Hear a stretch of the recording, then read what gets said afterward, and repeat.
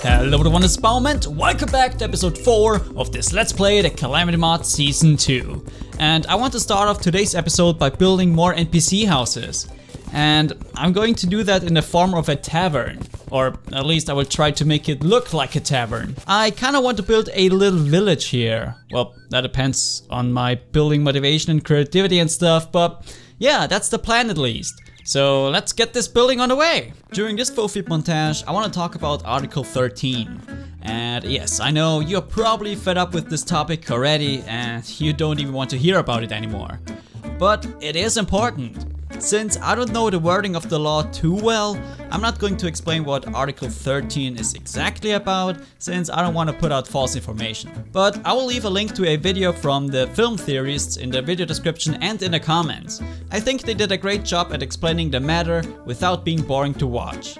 But what Article 13 basically does is it holds websites like YouTube accountable for content their users upload. So it would be YouTube's fault if, for example, I uploaded something that is copyrighted, like footage of a video game, which I'm doing right now. So I would be boned. And so the question is, how would YouTube prevent me from doing that? They would have to block or, delete my account, or at least make it so that I can't upload anymore. And that would happen to all European YouTubers who have copyright material in their videos, even though it would be fair use. So if this law passes as it is written right now, which I think will not happen, but at the same time we are talking about the European Union, which does a lot of questionable things these days. I wonder if they are even aware of them potentially putting thousands of jobs and livelihoods at risk. They probably are, but they don't care. They only see money and power. Yay, politics! But anyway, if this law passes, as it is written right now, YouTube and any other website that allows users to upload video or image or audio content will have to block European users. And also, let's be real here, if this law passes here in Europe, it will soon be applied all over the world. So if you think that a VPN is going to save your butt, you probably have to think again. So I'll put a link to a petition to stop Article 13 in the description, which you should definitely sign if you haven't already. Signing a petition might not do a lot, but currently over 4 million people have signed this. And the more this number grows, the higher the pressure is going to be on politicians. Let's do something about this now, before it's too late. Because complaining afterwards will not do much. Alright, I'm done building for this episode. I'm really not too happy about how this one turned out, except for the NPC rooms. I like those quite a bit. And the basement is alright looking too, I guess. But everything else didn't turn out how I envisioned it, I don't know. I feel like I tried too hard with this one. Oh yeah, and critters get stuck on these platform doors, which is kinda hilarious. But yeah, let's just leave it at that and move on to playing the game for once. So the first Calamity Mod thing I want to do today is to kill Crabalon a couple more times. Because according to you guys, it can drop a variety of cool weapons. Oh, this bow got a new animation. Nice. Yeah, I just updated the mod before I started to record. And just so you know, I always check for updates before I start to record. It just takes a little bit of time until a video comes out these days. So, it might look like I'm playing an outdated version, but I'm not. Oh boy. I haven't played in such a long time that I actually forgot where my rage button is. Now this is just fantastic. I should also be careful and not take this fight too lightly. Even though Crabalon is not that difficult, he can still kill me. Alright, that's 2 Crabalons down. Let's see what we get. Boom and a boom. Myco Root. Or something like that, sure, why not? 12 throwing damage, insanely fast speed. Fires a stream of short range fungal roots. Yep, that's a really sweet weapon. I imagine it would do really well against Crabalon. Then we also got the melee weapon, the mycelial claws. Sure. Hey, I'm aware that I'm nailing the pronunciation of these names, alright? Thank you. Then we got the Hyphia Rod. Yeah, man, why do I even bother speaking those names out loud? Anyway, this is a magic weapon and it creates mushroom spores near the player. Alright, let's go and make some more summoning items. We have to get our hands on a ranged weapon, right? That's 4 more summoning items. And I hope that this will be enough to get the ranged weapon. First one summoned. First one down. Second one summoned. Second one down. Third one summoned. Third one down. Fourth one summoned. Fourth and last one down. Sweet. So let's spam open these treasure bags, because I feel luckier when I do that. Don't question me, alright? We got a warding fungal clump. I will go ahead and replace that with my current one. We also got Crabalon's mask. That's cool. Looks like a happy slug. Or a happy crab. What am I talking about? The eyes of a crab also stick out of the carapace. Never mind. I'm dumb. I'm sorry. Ah, there we go. There is the ranged weapon. Fungicide. Sure. We can't shoot it. Oh, we need bullets for this one to work. Alright, we got 100 bullets back at base from smashing the Shadow Arblast episode. So let's go and grab them. There we go, got me some bullets. So let's check it out. Okay, interesting. It gets the job done to keep your house safe from those nasty critters. But I think we have to test this weapon further to see its full potential. It would also help to have the Arms Dealer around to get more ammunition. But I really don't feel like building any more NPC houses for the time being. I really wished Relogic would redo town NPCs. Like, for example, if you have a bigger house, then multiple NPCs can move in. It just gets so annoying and tedious to build boxes for each and every town NPCs, especially since there are like 20 of them now. And that's only talking about the base game. So yeah, it would be really refreshing to see some changes in this regard. Alright, so I think we should just move on and kill the next Calamity boss, which would be the Hive Mind. We could also go and kill the Eater of Worlds, but I really want to see another modded boss. So let's go and fight the Hive Mind. Alright, sweet, we found a Hive Cyst. For the few people who are new to the Calamity mod, the first time you fight the Hive Mind, you have to actually find one of these Hive Cysts first in order to spawn him. So is the Hive Mind actually able to follow me around, or is it going to despawn? Well, I guess I got my answer. So let's see if he also follows me all the way back to my base, because I remember he did that in season 1, which was definitely a WTF moment back then. No, well, time to get out of here. Too bad. Am I going to die now because of the on fire debuff? Oh my god, why are you still here? Yep, he does. Awesome. So now we can actually go and fight him in my crappy arena. Damn, he looks awesome. And super gross, but awesome. I have conflicting feelings right now. Also, this dude has to have a second form, right? Because this is suspiciously easy again. I don't even want to win this fight. I just wanted to have a quick look at him. And hey, this might be the first time I get to fully charge up my adrenaline. I probably should not have said that, but it's so close. Is it full? Where are my adrenaline button at? Ah, there we go. Did it even do more damage? I didn't see, there is so much to look at. And yeah, here we go, second form. Alright, that's not too bad. It's still easy for a Calamity boss, right? But he probably picks up more speed as he drops in HP. But he sure is a tanky beast. Like Jesus, we barely even scratched him so far. And I'm also out of ammo now. Great. Well, I guess we have to find something that hits harder. Or get the, what's it called? Shark tooth necklace for more penetration? Because damn, this dude is not taking a lot of damage. Oh! Oh my god! Wow! You guys must be super mad at me right now. How did I not think of that? Mr. Sir Hivemind right here got enraged because we left the corruption. So now he got an absurd amount of defense. Which means we have to get back to base and run over to the corruption to do normal damage. Or not? Did he despawn? Yeah, he despawned. Why did he despawn this time? Weird. We didn't have any ammo left anyway, so it's actually good that he went away. And now that we know what this fight is all about, we can prepare ourselves properly. We got fetid essence while fighting the Hive Mind, so what do we do with these? We could make the corrupt flask, which sounds like it could be really useful in the fight against the hive mind. 7% increased damage reduction and +3 defense while in the corruption. And I mean, it's also super easy to craft, so why not? Even though we are only going to be using it for that one fight. Plus, we need it for an upgraded accessory anyway. Wait, what? The Arms Dealer has arrived? How? I thought all of the NPC houses are occupied. I mean, I take it of course. Now we can refill our mushroom pistol, which is really cool. Alright, sweet. Now we can make use of this pistol, which most likely does more damage than the bow. Okay, so let's head back to the corruption. Oh, well, that was easy. Let's swap out our Hermes boots since we don't need them in this fight, and yeah, let's go.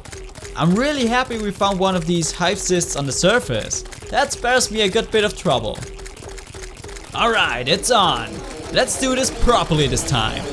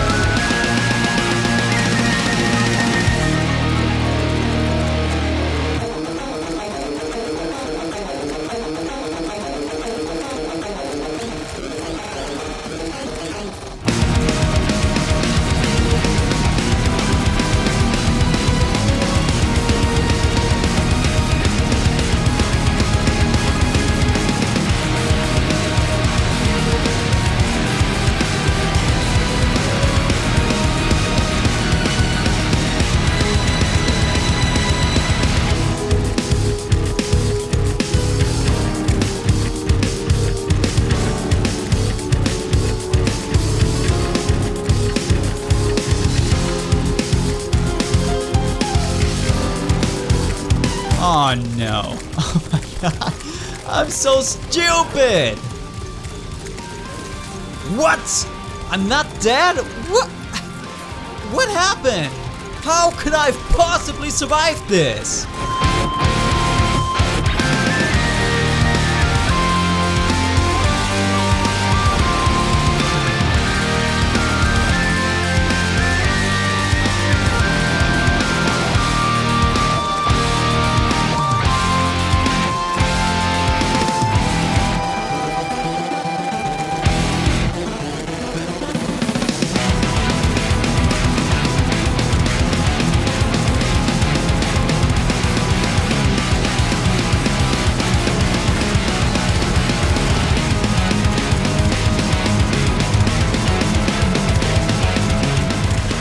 Alright, that was yet another pretty easy fight for a Calamity boss. The ground is glittering with cyan light. I assume that's the area light ore. But can we take a moment and talk about that scene from before again, where I fell from high above? How in the world did I not die from that? I did take fall damage, I think it was like 50 fall damage, but That can't be right. From the height I fell, I should have easily taken more than 400 fall damage, right? So, how did I survive this? Heyo, Balmy from the editing department here. I still have no idea what happened in that scene, even after playing it back a couple of times. So, if you know what happened there, and how I was able to survive that fall, feel free to tell me. Thank you. I'm probably being stupid again, but I'm trying really hard to not be. I see that the hive mind wants to get back at me by spawning another hive cyst right here. But I'm not falling for that. I'm perfectly fine with that one victory. Let's talk a little bit about the hive mind. It was alright. The fight itself was fun, nice pacing, but again, yet another suspiciously easy Revengeance mode boss. To be honest, I expected to have a lot more trouble going into this one. I think for as long as you keep the minions he spawns under control, you're fine. But somehow I missed that whole love you attitude, which the early Calamity bosses had back in the day. Well anyway, let's get back to our base and check out our loot. As always, we got another piece of the lore, the hive mind, a hive of clustered microbial infected flesh. Sadly, I do not believe killing it will lessen the corruption here. Okay, Yarim is sad about that? Or are these actually my thoughts this time? So far, the lore is just confusing me. Hopefully I get a better understanding about the lore once we get more pieces of it. Then we got some random loot from the minions he spawned, which is always nice and useful. Then of course we got the treasure bag. Let's see here. Rotten Brain, the expert item. 10% increased damage when below 75% life. That's nice. 5% decreased movement speed when below 50% life. Huh. So a small penalty, but those 5% decrease in movement speed are probably not that bad. And it also shade rains down when you're hit. I'm really tempted to put it on, and I probably should, but let's have a look at what it can be made into, since it's also a material. The Amalgamated Brain. 10% increased damage and 5% more crit chance, shade rain, and you will confuse nearby enemies when you're struck. So yeah, it's the combination of the Rotten Brain and the Brain of Confusion, which can be even further improved into this. I guess I will not bother with this one just yet. Next we got True Shadow Scales. With those we can craft all of the weapons and items from the hive mind. And also the summoning item, of course. Let's actually go through the list of weapons here, since I think this is a great time to switch classes. And based on these weapons, you guys can choose which class we should go for, you know, the next couple of episodes. So first we got the Dank Staff. 8 summon damage, summons a Dank Creeper to fight for you. Then the Leeching Dagger, 30 melee damage, very fast speed, and it's a material for the Night Stabber, right. Then Perfect Dark, another melee weapon. Rot Ball, a throwing weapon. Shade Rain Staff, the magic weapon. Shade Thrower, which would be really cool, but it's a ranged weapon, so we will pass on this one. Shadow Drop Staff, another magic weapon. Interesting. And the Knight's Ray, which is technically not a hive mind tier weapon. We already got the Shade Rain Staff as a drop, which is nice. So it seems that every Calamity boss also drops a weapon, which you could also craft from the materials they drop. And we even got a second weapon, the Dank Staff. Ah man, didn't it used to be a corrupted slimy? This makes me sad now. Why are you making me sad, Calamity Mod? Come on. But yeah, I think it's about time that we change our class. So I will let you guys decide which one we should go for. You can vote for any class, but Ranger. Since, well, the whole point of changing classes is to actually change classes. I know, shocking. So, you know, since we are definitely not going to be Ranger next episode anymore, I think it's a good idea to craft at least one Ranger weapon from the hive mind tier. Therefore, we have to get over to this demon altar. Oh yeah, I forgot that you can make all of these downright crazy modes at the demon altar. Wait, default mode sounds actually kind of useful for farming purposes. I shall keep this one in mind. So the only ranged weapon we can craft is the Shade Thrower, which I'm actually really excited to try out. Yes, I like that. I really like flamethrower. I really like flamethrower type weapons. That's what I wanted to say. But yeah, they consume so much gel. Oh, we had quite a bit of gel in this chest. Well, in this case, let's head back to the corruption and try to YOLO kill the Eater of Worlds with our shiny new weapon. I'll probably die.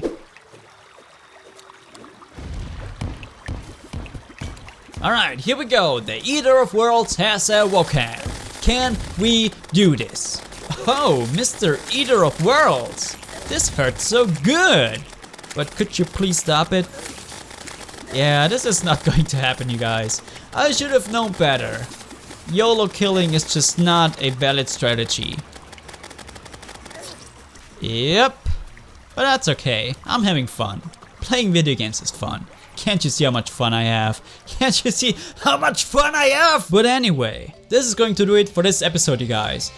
Please don't forget to place your vote on the poll on what class we should go for next. And please also like, subscribe, follow, favorite, don't have your own opinion, and of course like. Thank you. But in all seriousness now, I hope you guys have enjoyed watching me derping around. And as always, thank you guys so much for watching. Have a sweet day and stay awesome!